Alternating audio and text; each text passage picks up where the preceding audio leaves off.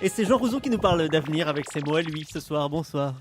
Oui, oui, et ce soir, je me suis aidé de deux très beaux livres qui vont sortir là le tout début janvier et qui vont vous permettre de vous expliquer l'avenir des courtisans et l'avenir des sages.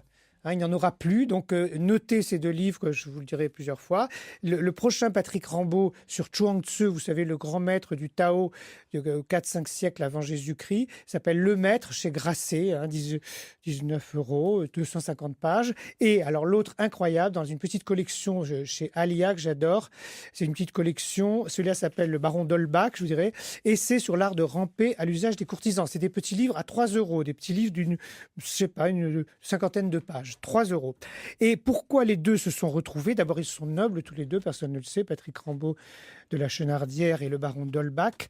Patrick Rambaud qui a été notre grand chroniqueur actuel, où il faisait Himalayenne, Waolele, c'est-à-dire des espèces de chroniques justement de vieux sages taoïstes, il y a très longtemps. Et ce baron d'Holbach, mal connu, un riche baron catholique allemand qui est venu faire la révolution en France, mais qui est mort en 89, qui écrivait, qui faisait salon en s'attaquant à Dieu, aux institutions. Voltaire, tout le monde le détestait, il était très drôle. Et figurez-vous que, alors, dans son essai sur les courtisans, au lieu d'en dire du mal, il dit que ce sont des gens extraordinaires parce que ce sont les seuls capables d'annihiler leur ego pour réussir, pour aider les princes, pour leur lécher le cul, etc.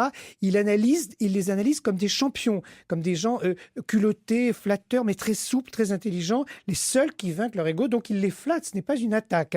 L'essai sur l'art de ramper à l'usage des courtisans sont des compliments. Vous voyez qu'il avait l'esprit très frondeur. Quant à Rambaud, lui, il nous explique à travers des anecdotes le peu qu'on sait sur cet immense sage qu'a été Chuang Tzu, le plus drôle. Confucius est vraiment sinistre. Là, et c'est une école comme ça de rituels. Puis Lao Tzu, je ne vais pas en parler maintenant. Et enfin, Chuang Tzu, le rigolo, l'homme qui disait tout le temps, il ne faut rien faire, les gouvernements ne servent à rien, il faut imiter la nature, il faut être comme l'eau, il faut couler, il faut se foutre de tout. Et d'ailleurs, il montre dans toute sa vie, il est le fils d'un mec de cour d'ailleurs. Donc, et les deux ont connu le pouvoir, c'est ça qui est bien. Et comment ce Chuang Tzu refuse, et chaque fois qu'il se frotte au pouvoir, parce qu'on lui demande d'être conseiller, on lui demande d'être ministre, on le nomme dans un petit coin derrière, il ne veut pas, à chaque fois il manque se faire assassiner. Donc le livre de Rambaud est quand même très drôle, assez grinçant, je vous les redirai. Et donc ces deux livres m'ont amené à la conclusion, puisqu'on parle de futur, qu'effectivement, il ne pourra plus y avoir de courtisans, parce que pour qu'il y ait courtisans, il faut qu'il y ait une cour, un grand roi et que ça dure, et qu'on les paye cher, ces courtisans. Donc vous voyez bien que ça ne peut plus arriver. Ces hommes qui consacrent toute leur vie à la flatterie, au calcul, etc. Il dit qu'ils sont très utiles aux sociétés, aux États. Et il n'y aura plus de maîtres non plus.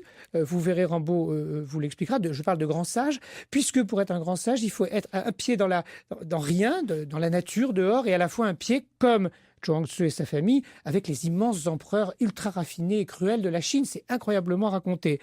Je précise aussi que dans le Rambaud, il y a beaucoup, ça vient un peu de l'Inde, ce qu'on appelle le non-agir. Vous savez, cette théorie indienne du Vedanta, de la réalité qui n'est peut-être pas vraie. Alors d'ailleurs, il s'oppose.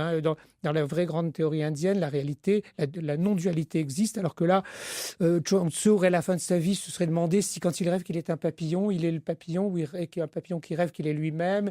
Voilà, il ne croyait plus, il voyait des fantômes partout. Bref, ces deux livres, très drôle, Le Maître de Patrick Rambaud et Le Baron d'Holbach. Et je termine en vous disant que dans cette collection de 3 € que fait Alia, c'est très drôle, puisque vous avez un livre sur la bêtise, vous en avez un donc sur les courtisans et les lèche-culs, un sur la paresse, un sur le suicide, un sur la danse. Bref, vous avez le choix dans ces tout petits livres de voir des idées absolument invraisemblables, de gens invraisemblables, et qui nous prouvent, vous voyez, que notre avenir ne sera pas, l'histoire ne se répète pas. Merci Jean Rousseau pour ces petits conseils et lectures. Si vous prenez des vacances, voilà, un petit bouquin dans la poche. Eh bien, En plus, c'est 3 €. 3 €, ça va. Nova.